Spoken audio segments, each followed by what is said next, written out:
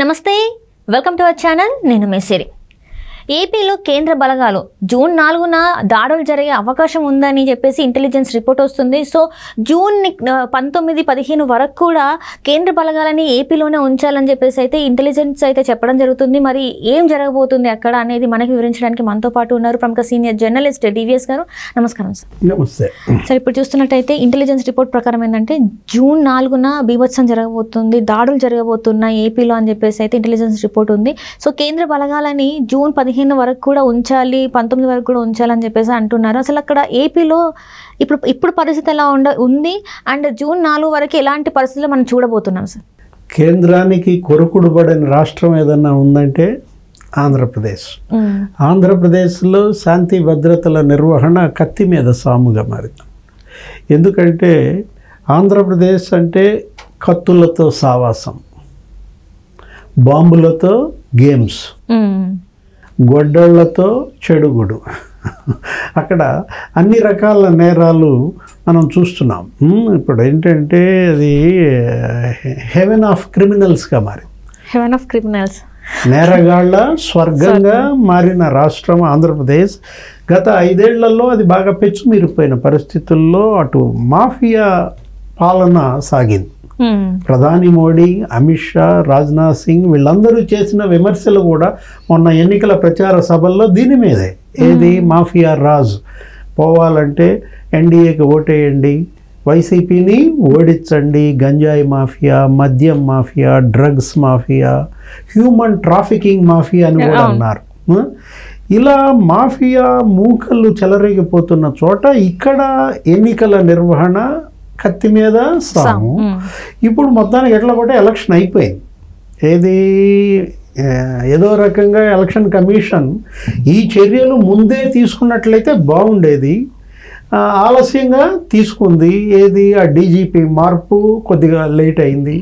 ఆ డీజీపీ మార్పు తర్వాత కొద్దిగా దీనిలోకి వచ్చింది, ట్రాక్ ఎక్కింది సిస్టమ్.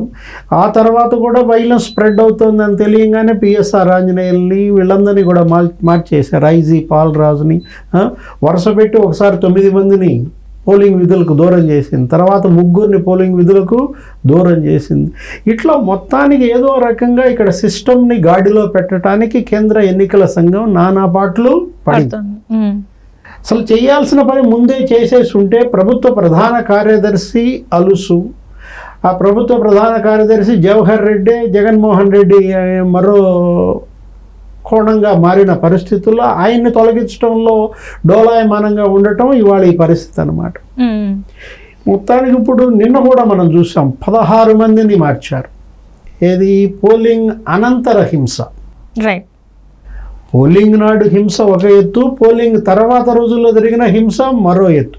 యాక్చువల్గా మనం పోలింగ్ అయిపోగానే ఏమనుకున్నాం, అమ్మాయ ఎట్లా పోలింగ్ పూర్తయింది, రీపోల్ కూడా ఏమీ లేవు, అంతా లైటర్ వేలోనే పోయిందిలే అనుకున్నాం. ఎక్కడో అడప 2-3 చోట్ల జరిగాయి, పల్నాడులో, రాయలసీమలో.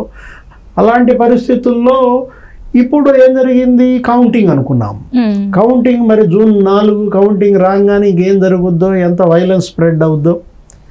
ఇప్పుడు గెలిచిన పార్టీ ఓడిన గ్రామాలకు పోయి తెగ నరకటమా, తగలబెట్టటమా, పొలాలు బిళ్ళు పెట్టడం, గ్రామ బహిష్కారాలు మనం గతంలో కూడా చూసాం.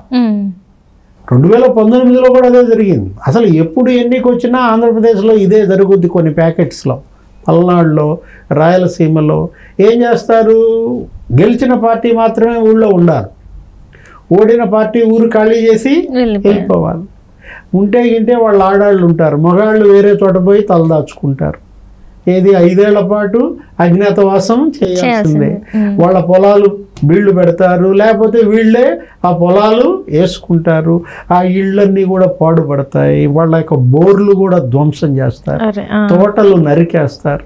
మామూలు అమానుషం కాదనమాట. ఈ గ్రామాల్లో ఈ పాలెగాళ్ళ రాజ్యం అన్నమాట అదంతా కూడా. ఫ్యూడలిజం ఇంకా ఇప్పటికీ ఆంధ్రప్రదేశ్లో అనేక ప్రాంతాల్లో బలంగా ఉందన్నమాట. పెత్తందారీ వ్యవస్థ. అక్కడ స్వేచ్ఛ ఉండదు, అక్కడెవరు నోరెత్తే పరిస్థితి ఉండదు.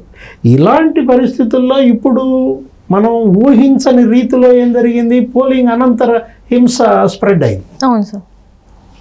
పల్నాడులో మనం చూసాం, కారంపూడిలో లేకపోతే గురజాల్లో అసలు ఏ విధంగా జరిగిందో. ఇప్పుడు నిన్న కూడా పట్టుకున్నారు. ఎక్కడ మాదల అనే గ్రామంలో 29 పెట్రో బాంబులు అంటాం, పిన్నెల్లో పట్టుకున్నారు. ఇట్లా పెట్రో బాంబులు, అసలు అక్కడ బాంబులు కూడా గమ్మత్తుగా తయారు చేస్తారన్నమాట. ఏంటి, ఆ బాంబు పేలితే అది ఒక్కసారిగా పెట్రోల్ ఉంటుంది బాంబులో, అది ఒక పెద్ద మంటగా ఇదైపోతుంది. ఇక అది తగలబడుతుంది. ఆ ఇల్లు అయితే ఇల్లు, అక్కడ ఉన్నదైతే ఉన్నది. మనకి తెలిసిన బాంబులు ఏంటి, సౌండ్ బాంబ్స్. ఇది పెట్రో బాంబు అన్నమాట. ఇదేంటి, ఇది ఒక పెద్ద జ్వాలగా మారుతుంది ఇది కనుక ఈ బాంబు పేలితే. అలాంటి పెట్రో బాంబులు పట్టుకున్నారు. కొన్ని చోట్ల బాంబులో గుడుసూదులు వేస్తారు. నరకం అన్నమాట. ఏది, వాళ్ళకి ప్రాణాలంటే చెలగాటం. మనిషి ప్రాణాలంటే అక్కడ వాళ్ళకి అసలు లెక్కలేదు. మనం చూసాం పల్నాడులోనే ఏదో ఊళ్ళో ఆ చంద్రయ్య యాదవ్ అనే అతన్ని పొట్టేలు గొంతు కోసినట్టుగా కోసారు. అప్పటిని కింద తొక్కి ఏదో కోడి గొంతు కోసినట్టుగా కోసి ఆ వీడియో కూడా వైరల్ అయింది. ఆ విధమైనటువంటి హింస. అసలు ఎలక్షన్ వస్తే చాలు అక్కడ పొలిటికల్ వైలెన్స్ పెరిగిపోతుంది అనమాట. ఇప్పుడు కేంద్రం నిర్ణయం చేసింది, 16 మంది అధికారులు మార్చేసింది. ఒక కలెక్టర్, 3 ఎస్పీలు, ఒక 12 మంది డిఎస్పీలు, సిఐలు. వీళ్ళు ఇప్పుడు ఆ బిందు మాధవ్ని మార్చారు, ఆ కృష్ణకాంత్ పటేల్ని మార్చారు, 2 ఎస్పీలని. కానీ వాళ్ళు వచ్చింది 4 రోజులు అయింది.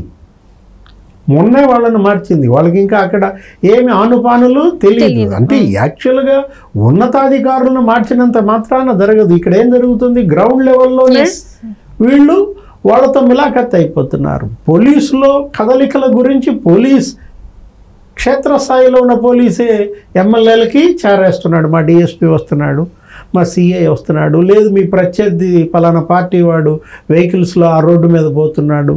ఇలా వీళ్ళే కొరియర్స్గా మారి, వాళ్ళకి వీళ్ళే కోవర్టులుగా మారి పోలీస్ని ఇలా భ్రష్టు పట్టించారంటే ఏ స్థాయిలో వాళ్ళని కొనేశారో అర్థమవుతుంది. ఇప్పుడు రేపేం జరుగుతుందో అనే భయం. ఇంకా ఎన్ని రోజులు ఉంది, ఇంకా నీకు 15 రోజులు నడవాలా. జూన్ 4వ తారీఖు ఎలక్షన్ కౌంటింగ్ అంటేనే భయపడిపోతున్నారు. అందుకే వీళ్ళని పిలిపించింది.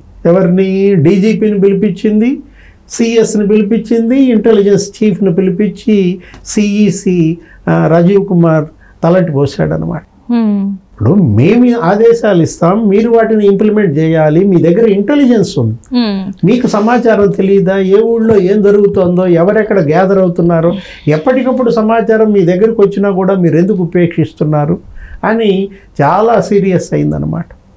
వెంటనే వీళ్ళందరినీ మార్చేసింది. ఇప్పుడు వీళ్ళకి ఈ హింస విధ్వంసాలకు పాల్పడటానికి సహకరించిన పోలీస్ అందరినీ మీద కూడా ఒక సిట్ వేసింది.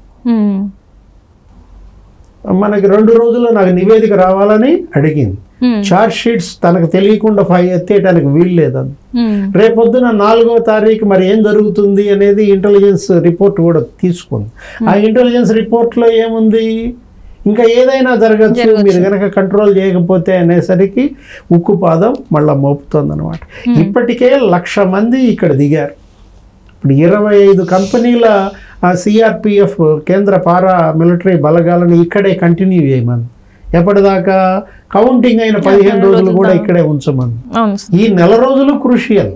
ఇప్పుడు ఈ 15 రోజులు జూన్ 4 దాకా, జూన్ 4 నుంచి 19 దాకా ఆ 15 రోజులు, ఈ 1 నెల రోజులు ఇవాళ కాపాడుకోవాలా. ఎవరు, కేంద్ర ప్రభుత్వం, కేంద్ర ఎన్నికల సంఘం 1,00,000 మందిని దించారు. 4,500 మంది పోలీసులు కర్ణాటక నుంచి తెప్పించారు. 3,500 మంది పోలీసులు తమిళనాడు నుంచి రప్పించారు. అంటే అక్కడ ఎలక్షన్స్ అయిపోయాయి.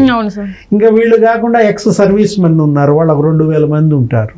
25 కంపెనీల సిఆర్పిఎఫ్ ఆర్మ్ రిజర్వ్డ్ పోలీస్ అనమాట, సాయుధ బలగాలు, పారామిలిటరీ బలగాల పర్యవేక్షణలో ఇవాళ ఆంధ్రప్రదేశ్ ఉంది. ఇప్పుడు ఈ 15 రోజులు స్ట్రాంగ్ రూములు భద్రత. ఇప్పుడు మొత్తం నీకు ఈవీఎంలు ఎన్ని ఉన్నాయి, 1,60,000 ఈవీఎంలు ఉన్నాయి.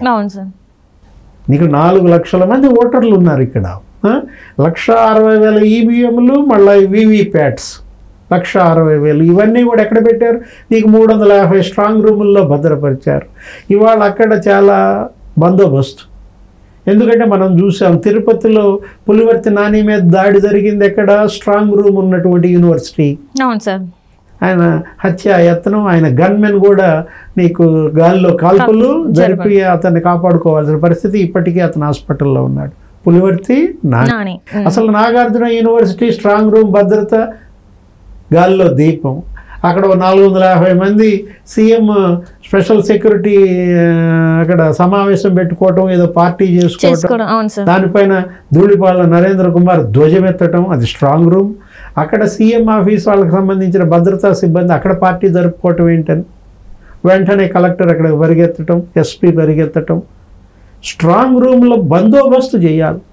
ఎప్పుడు ఈ 15 రోజులు కంటికి రెప్పలాగా కాపాడుకోవాలి.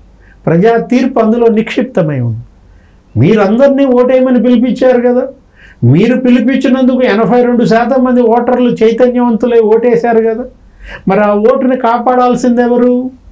పోలీసులు. కేంద్ర ప్రభుత్వం, రాష్ట్ర ప్రభుత్వం ఇవాళ స్ట్రాంగ్ రూముల భద్రత ఇవాళ ఒక ఛాలెంజ్. 15 రోజులు, మళ్ళా రాబోయే 15 రోజులు కౌంటింగ్ అయిన తర్వాత రాష్ట్రాన్ని కాపాడాలి. అవును సార్. పల్నాడు కాపాడుకోవాలి, రాయలసీమని కాపాడుకోవాలి. ఎక్కడైతే అత్యంత సమస్యాత్మక ప్రాంతాలు ఉన్నాయో, సమస్యాత్మక గ్రామాలు ఉన్నాయో వాటన్నిటినీ కూడా వీళ్ళు పరిరక్షించాలా. అక్కడ ఏం జరుగుతుంది, ఎప్పుడేం మూమెంట్ ఉంది, వీళ్ళందరినీ కూడా హౌస్ అరెస్ట్ చేయాలి. ఈ 15 రోజులు హౌస్ అరెస్ట్ చేయాల్సిందే. ఎవరైతే ఇవాళ ఈ రాక్షస మూకలకు నాయకత్వం వహించి ఈ హింసా విధ్వంసాలకు పాల్పడుతున్నారో ఈ అభ్యర్థులు, ఈ సోకాల్డ్ ఎమ్మెల్యేస్, వీళ్ళందరినీ కూడా ఈ వైసీపీ వాళ్ళు కావచ్చు, తెలుగుదేశం వాళ్ళు కావచ్చు, ఎవరైతే హింసా విధ్వంసానికి పాల్పడుతున్నారో వాళ్ళందరినీ కూడా హౌస్ అరెస్ట్ ఈ 15 రోజులు చేయాలి. మళ్ళీ ఆ 15 రోజులు కూడా చేయాలి. అంటే ఆల్రెడీ డీజీపీని ఇంకా సిఎస్ని కేంద్ర ఎన్నికల సంఘం పిలిపించింది అని కూడా చెప్పి మనకి వార్తలు ఉన్నాయి. వెళ్ళారని కూడా వార్తలు ఉన్నాయి, చివాట్లు పెట్టారని కూడా వార్తలు ఉన్నాయి. మరి ఇప్పటికేమైనా చర్యలు తీసుకునే అవకాశం ఉందా? ఆయన జగన్మోహన్ రెడ్డి గారు ఈ రోజు లండన్ వెళ్తున్నారు, ఎందుకు అందరు పట్టనట్టున్నారు? అసలు రాష్ట్రానికి గురించి లండన్ వెళ్తున్నానంటే జనం భయపడుతున్నారు. ఎందుకంటే జగన్మోహన్ రెడ్డి లండన్ వెళ్ళిన ప్రతిసారి ఇక్కడ ఏదో ఒకటి జరుగుతుంది. ఈసారి జరగకముందే ఇంత జరిగింది, వెళ్ళకముందే ఇంత జరిగింది, మరి వెళ్ళిన తర్వాత అని చెప్పేసి కూడా ఊహాగానాలు ఉన్నాయి, ఏం జరగబోతుందో అని చెప్పేసి ప్రజల్లో అయితే భయాందోళన ఉంది. మరి ఏమైనా జరిగే అవకాశం ఉన్నాయంటారు? మొదటిసారి లండన్ వెళ్ళినప్పుడు కోనసీమలో అల్లర్లు జరిగాయంట. రెండోసారి లండన్ వెళ్ళినప్పుడు చంద్రబాబుని జైల్లో పెట్టారు 53 రోజులు. ఇప్పుడు మళ్ళా లండన్ వెళ్తున్నాడు రా నాయన, మరి రేపేమో అక్కడి నుంచి ఏం స్కెచ్ చేస్తాడు, ఇక్కడ స్కెచ్ చేసి అసలు లండన్ వెళ్తున్నాడా, అక్కడ ఇచ్చే ఆదేశాలేంటి, ఇక్కడ ఇంప్లిమెంట్ చేసే ఆదేశాలేంటి, అనేక భయాందోళనల మధ్య ఇవాళ ఆంధ్రప్రదేశ్ అల్లల్లాడిపోతుంది.